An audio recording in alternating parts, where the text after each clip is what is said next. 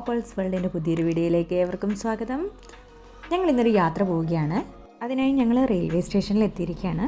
മോൻ ആദ്യമായിട്ടാണ് ട്രെയിനിൽ യാത്ര ചെയ്യാൻ പോകുന്നത്. അതിൻ്റെ വലിയ ത്രില്ലിലാണ് ആള്. എത്ര സന്തോഷമുണ്ട്, നല്ലപോലെ അങ്ങ് സന്തോഷമുണ്ട്. എവിടെ പോവാ? ഈ യാത്ര ഗുരുവായൂരിലേക്കാണ്. ഇടയ്ക്കൊക്കെ ഗുരുവായൂർ പോകാറുണ്ടെങ്കിലും പോയി തൊഴുത് ഇങ്ങ് മടങ്ങുകയാണ് പതിവ്. ഇപ്രാവശ്യം അവിടെ ഒരു ദിവസം താമസിച്ച് ഭഗവാനെ കണ്ടു തൊഴാൻ വേണ്ടിയിട്ടാണ് പോകുന്നത്. അപ്പോൾ ഞങ്ങളുടെ അമ്മായി എല്ലാ മാസവും പോകാറുണ്ട്. ഇപ്രാവശ്യം അമ്മായിയുടെ കൂട്ടത്തിലാണ് പോകുന്നത്. ഞങ്ങൾ ടിക്കറ്റ് റിസർവ് ചെയ്യാൻ നോക്കിയപ്പോഴത്തേക്കും വെയിറ്റിംഗ് ലിസ്റ്റിലായിരുന്നു. ഇത് കുറേ പബ്ലിക് ഹോളിഡേയ്സിന് ശേഷം വരുന്ന വർക്കിംഗ് ഡേ ആണ്. അതുകൊണ്ട് നല്ല തിരക്കായിരിക്കും എന്നറിയായിരുന്നു. എന്തായാലും ജനറലിലെ ടിക്കറ്റ് എടുത്ത് പോകാൻ വേണ്ടിയിട്ട് പ്ലാൻ ചെയ്തിറങ്ങി. പ്രതീക്ഷിച്ച പോലെ തന്നെ നല്ല തിരക്കായിരുന്നു ട്രെയിനിൽ. ചുരുക്കത്തിൽ പറഞ്ഞാൽ ശ്വാസം വിടാൻ സ്ഥലമില്ല, അത്രയ്ക്ക് തിരക്കായിരുന്നു. ഈ തിക്കിൻ്റെയും തിരക്കിൻ്റെയൊക്കെ ഒന്ന് വീഡിയോ എടുക്കണമെന്നുണ്ടായിരുന്നു. പക്ഷേ ഫോൺ എടുക്കാൻ പോലും ഒന്നും ഗ്യാപ്പ് കിട്ടിയില്ല. ഞാൻ ജസ്റ്റ് ഒന്ന് എടുക്കാൻ വേണ്ടിയിട്ട് നോക്കി, പക്ഷേ കയ്യിൽ നിന്ന് പോകുന്നു തോന്നിയപ്പോൾ ഞാൻ വേഗം തിരിച്ചു വെക്കുകയാണ് ഉണ്ടായത്. അങ്ങനെ ഇരിക്കുമ്പോഴാണ് ഏഷ്യാനെറ്റ് ന്യൂസ് ചാനലുകാർ ഇത് കവർ ചെയ്യാൻ വേണ്ടിയിട്ട് വന്നത്. അതുകൊണ്ട് തന്നെ ഈ ട്രെയിനിലെ തിരക്കിൻ്റെ വീഡിയോ വിവിധ ആംഗിളിലൂടെ കിട്ടി. അതുകൊണ്ട് നിങ്ങളെ കാണിക്കാനും സാധിച്ചു. കയറിയപ്പോഴേക്കും തന്നെ മോന് ഒരു സ്റ്റുഡൻറ്റിൻ്റെ മടിയിൽ കയറിയിരുന്നു. അമ്മയ്ക്ക് ഒരു സീറ്റ് കിട്ടിയിട്ടുണ്ടായിരുന്നു. കോട്ടയായപ്പോഴത്തേക്കും ഒരു സീറ്റ് കൂടെ കിട്ടി. അവിടെ അമ്മയെ ഇരുത്തി. ഒരു സീറ്റിൽ തന്നെ അമ്മയും കൂടെ അഡ്ജസ്റ്റ് ചെയ്ത് കുറച്ച് നേരം ഇരുന്നു. ഈ കാണുന്നതാണ് ഞാൻ. എൻ്റെ മുൻവശത്തായുള്ള സീറ്റിൽ അമ്മയും മോനും ഉണ്ട്. ട്രെയിനിൽ ഒന്ന് പിടിച്ച് നിൽക്കാൻ പോലും പറ്റുന്നില്ലായിരുന്നു. കാര്യം അവിടെ ഉള്ള സ്പേസിലൊക്കെ ആൾക്കാർ കൈയൊക്കെ വെച്ചിരിക്കുകയായിരുന്നു. കിട്ടിയ സ്ഥലത്ത് ഇതുപോലെ ഇങ്ങനെ ചാരി നിൽക്കുകയായിരുന്നു. അതിനിടയ്ക്കാണെങ്കിൽ നല്ല പോലെ ഉറക്കവും വരുന്നുണ്ടായിരുന്നു. വല്ലപ്പോഴും ഒരിക്കൽ മാത്രം യാത്ര ചെയ്യുന്ന ഞങ്ങൾക്ക് തന്നെ മതിയായി. അപ്പോൾ ഇതിൽ സ്ഥിരമായിട്ട് സഞ്ചരിക്കുന്നവരുടെ കാര്യം ആലോചിക്കാൻ കൂടി വയ്യ. വൈക്കം റോഡിലെത്തിയപ്പോഴത്തേക്കും ട്രെയിൻ കുറച്ച് നേരം പിടിച്ചിട്ടു. വന്ദേ ഭാരത് പോകാൻ വേണ്ടിയിട്ടായിരുന്നു. ആ സമയത്താണെങ്കിൽ യാത്രക്കാരെല്ലാം ഒരുവിധം വെളിയിൽ ഇറങ്ങി ശ്വാസം വിടാൻ വേണ്ടിയിട്ട്. ഏഷ്യാനെറ്റ് ന്യൂസ് ചാനലുകാർ ഏറ്റുമാനൂരിൽ നിന്നാണ് കയറിയത്. അവർ എറണാകുളത്ത് ഇറങ്ങാനായിരുന്നു പ്ലാൻ. സ്ഥിരമായി ട്രെയിനിൽ യാത്ര ചെയ്യുന്നവരുടെ ബുദ്ധിമുട്ടുകളും അവർക്ക് പറയാനുള്ളതൊക്കെ കവർ ചെയ്ത ശേഷം എറണാകുളം എത്തുന്നതിന് മുമ്പേ തന്നെ അവർ ഇറങ്ങി. ചാനലുകാർ ഷൂട്ട് ചെയ്യാനുണ്ടായിരുന്നത് കൊണ്ട് തന്നെ 7 വർഷങ്ങൾക്ക് ശേഷം ട്രെയിനിലൊന്ന് കയറിയത് നാട് മുഴുവനും അറിഞ്ഞു. എറണാകുളം എത്തിയപ്പോഴേക്കും ട്രെയിൻ ഒരുവിധം കാലിയായിട്ടുണ്ടായിരുന്നു. അവൻ്റെ ആദ്യത്തെ ട്രെയിൻ യാത്രയായിരുന്നു. അത് തന്നെ നല്ലൊരു അനുഭവമായിരുന്നു. അങ്ങനെ ട്രെയിനിലെ എക്സ്പീരിയൻസിനെ കുറിച്ച് ഞാൻ ചോദിക്കുമായിരുന്നു. എങ്ങനെയുണ്ട് ആദ്യമായിട്ട് ട്രെയിനിൽ യാത്ര ചെയ്തിട്ട്? ഇനി കയറാൻ തോന്നുന്നുണ്ടോ അതോ കയറാനാണോ തോന്നുന്നത്? അമ്മായി ഇവിടെ ഇരിപ്പുണ്ട്. ഞാനും അമ്മയും കുഞ്ഞും ഇപ്പുറത്തെ സൈഡിലും. ഞങ്ങൾ ബ്രേക്ക്ഫാസ്റ്റൊക്കെ എടുത്തിരുന്നു. അത് ട്രെയിനിലിരുന്ന് തന്നെ കഴിച്ചു. 10:30 കഴിഞ്ഞപ്പോഴത്തേക്കും തൃശ്ശൂരെത്തി. പാലരുവി എക്സ്പ്രസ്സിൽ നിന്ന് ഇറങ്ങിയ ഉടനെ തന്നെ മുമ്പിലായി ഗുരുവായൂർ എക്സ്പ്രസ് ഉണ്ടായിരുന്നു. ഉടനെ തന്നെ അതിൽ കയറി. 1 മണിക്കൂർ കഴിഞ്ഞിട്ട് ഈ ട്രെയിൻ പുറപ്പെടുകയുള്ളൂ. അതുവരെയും ഇതിലിരുന്ന് വിശ്രമിക്കാമെന്ന് കരുതി. വർക്കിംഗ് ഡേ ആയതുകൊണ്ട് തന്നെ ഇതിൽ ഒട്ടും തിരക്കില്ലായിരുന്നു. ഈ ബോഗിൽ ഞങ്ങളെ കൂടാതെ വേറെ 2 ഫാമിലി മാത്രമേ ഉണ്ടായിരുന്നുള്ളൂ. ഇത്രയും നേരം പാലരുവിയിലെ തിക്കും തിരക്കും ഒക്കെ കൊണ്ട് ഇവിടെ വന്നപ്പോഴത്തേക്ക് അവന് ഏതാണ്ട് സ്വാതന്ത്ര്യം കിട്ടിയ പോലത്തെ പ്രതീതിയായിരുന്നു.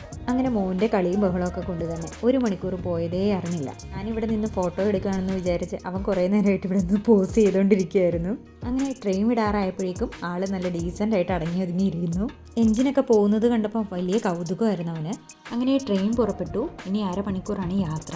എല്ലാവരും ഞാൻ പരിചയപ്പെടുത്തി തരാം. ഇത് എൻ്റെ അമ്മായി, ഇത് എൻ്റെ അമ്മ, ഇത് എൻ്റെ അമ്മായിയമ്മ.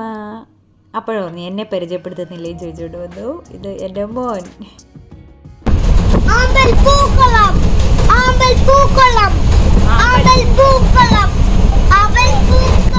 അങ്ങനെ ഞങ്ങൾ ഗുരുവായൂർ സ്റ്റേഷനിൽ എത്തിയിരിക്കുകയാണ്. എല്ലാ ദിവസവും 11:30 തൃശ്ശൂരിൽ നിന്ന് ഗുരുവായൂരേക്ക് ട്രെയിനുണ്ട്.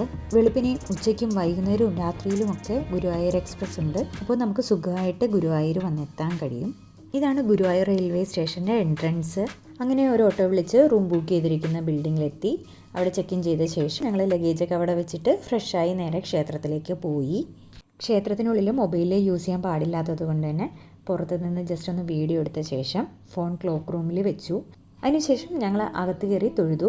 ഇന്നും വർക്കിംഗ് ഡേ ആയതുകൊണ്ടും പിന്നെ നട്ടുച്ച സമയം കൂടെ ആയിരുന്നു. അതുകൊണ്ട് തന്നെ ഒട്ടും തിരക്കില്ലാതെ തന്നെ നന്നായി തൊഴാൻ പറ്റി. ഞങ്ങൾ നേരെ ക്ഷേത്രത്തിനുള്ളിൽ ചെന്നിട്ടാണ് ക്യൂ നിൽക്കേണ്ടി തന്നെ വന്നത്. അതും ഒരു അകത്ത് കയറുന്ന ഇടനാഴിയുടെ ഭാഗത്ത് മാത്രമാണ് ഒരു 5 മിനിറ്റ് നിൽക്കേണ്ടി വന്നുള്ളൂ. അതുകൊണ്ട് തന്നെ വളരെ നന്നായിട്ട് തൊഴാനും സാധിച്ചു. ഇനി ഞങ്ങൾ ഉച്ചഭക്ഷണം കഴിക്കാൻ വേണ്ടിയിട്ട് ക്ഷേത്രത്തിന് സമീപമുള്ള സമൂഹമഠത്തിൽ പോവുകയാണ്. അങ്ങനെ ചോറ്, സാമ്പാർ, തോരൻ, മാങ്ങാക്കറി, കടല കൊണ്ടുള്ള ഒരു കറിയും പപ്പടവും പായസവും രസവും സംഭാരവും ഒക്കെ കൂട്ടിയുള്ള ഒരു അടിപൊളി ഒരു ഊണിന് ശേഷം ഞങ്ങൾ തിരിച്ച് റൂമിലേക്ക് പോവുകയാണ്.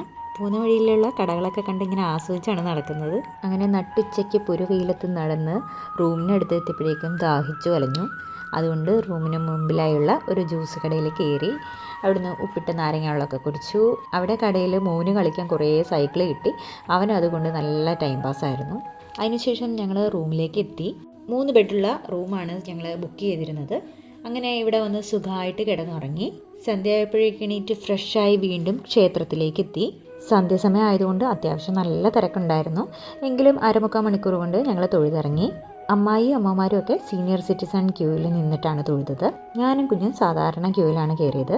അങ്ങനെ മതിയാവോളം താമരക്കണ്ണനെ തൊഴുത ശേഷം ക്ഷേത്രത്തിന് പുറത്തേക്ക് ഇറങ്ങി. ക്ഷേത്രവും പരിസരവും ഒക്കെ ചുറ്റി നടന്ന് രാത്രി കാഴ്ചകളൊക്കെ ആസ്വദിച്ച് ഇങ്ങനെ നടക്കുകയായിരുന്നു. പിന്നെ കുറേ ഫോട്ടോസും വീഡിയോസും ഒക്കെ എടുത്ത ശേഷം ഞങ്ങൾ അത്താഴമൊക്കെ കഴിഞ്ഞ് കടകളൊക്കെ കണ്ടും അല്ലറ ഷോപ്പിംഗ് ഒക്കെ കഴിഞ്ഞ് ഞങ്ങൾ റൂമിലേക്ക് മടങ്ങുകയാണ്.